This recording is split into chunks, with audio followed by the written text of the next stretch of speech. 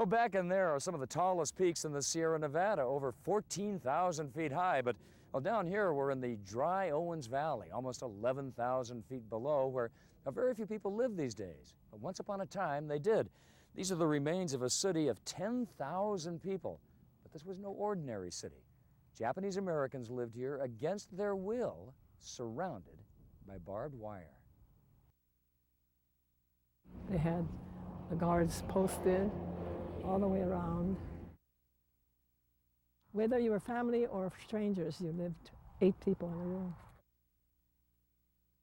This was Manzanar. From 1942 through 1945, it was an internment camp for 10,000 Japanese Americans.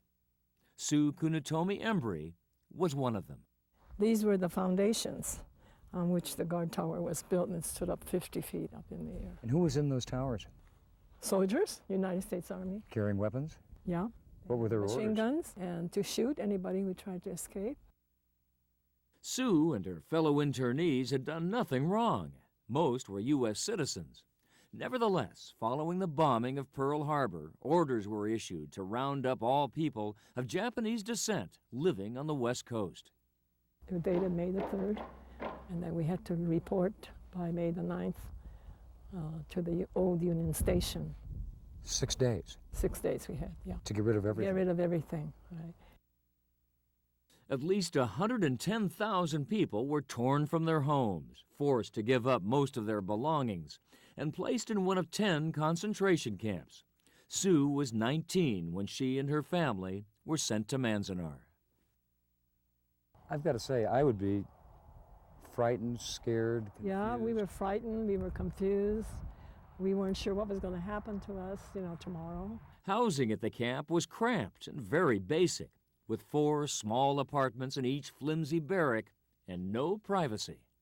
And there were no bathrooms in the apartment. No bathrooms in your... No, you had to go to what we call the latrine. While these Americans were imprisoned by their own government, many of their sons and brothers volunteered for the U.S. military and served with distinction. Some died for their country on the battlefields of Europe.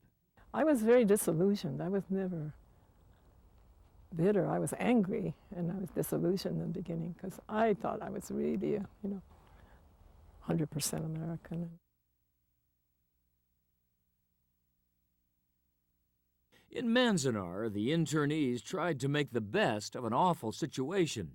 They turned the desert landscape into an oasis of beautiful gardens and ponds.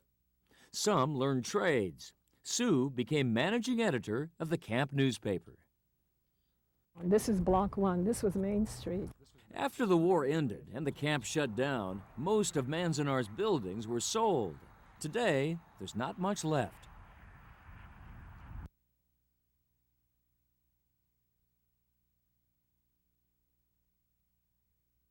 One of the few remaining physical features of what was Manzanar is the cemetery.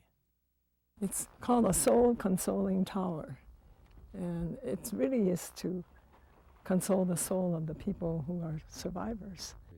People have left all sorts of offerings and messages on the tower. Pray for me and everyone who is still suffering out there.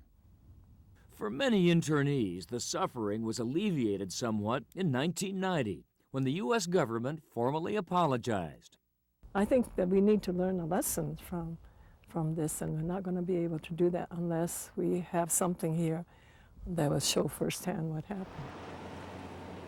Thanks to the efforts of Sue and others, Manzanar is now a National Historic Site. Here at Manzanar, we will attempt, and this is a daunting task, to present what happened here in all of its complexity. Ranger Carrie Coughlin says the Park Service plans to turn the old auditorium into a visitor center, rebuild a guard tower at one of the barracks, and give people more of a sense of what it was like to live at Manzanar.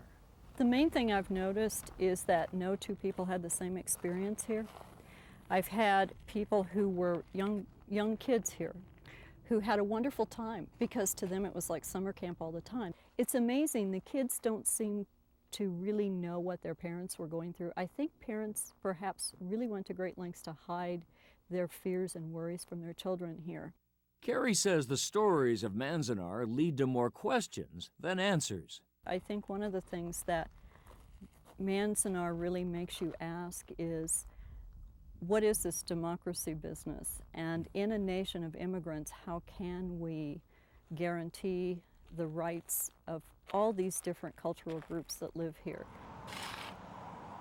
Meanwhile, archaeologists are digging up the past in search of the full history of this bittersweet patch of earth.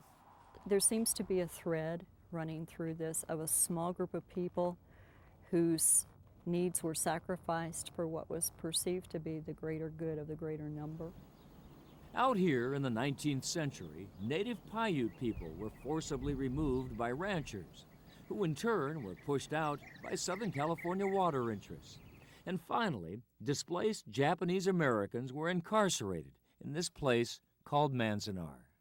It didn't have to happen. It disrupted a lot of lives, and for many people, they just didn't have a second chance to start over again. For those who did get a second chance, memories of Manzanar ultimately concentrate on the values of freedom, poignantly symbolized by Toyo Miyatake, an internee who secretly designed a camera to look like a wooden box. So he took some 2,500 pictures of Manzanar that he said he wanted to keep for history. In this piece of history This is here. the last day of camp, and he took this picture of his son cutting the barbed wire with a pair of pliers. Freedom finally came more than a half a century ago, but Sue reminds us it can be lost again.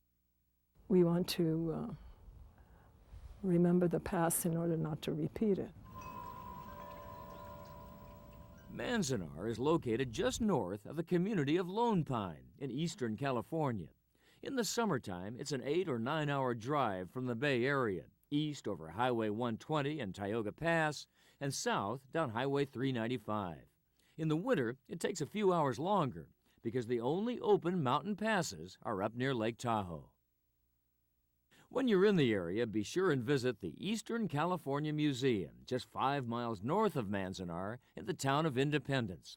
It interprets the full range of the region's complex human and natural history. For more information about the museum, call 760-878-0258.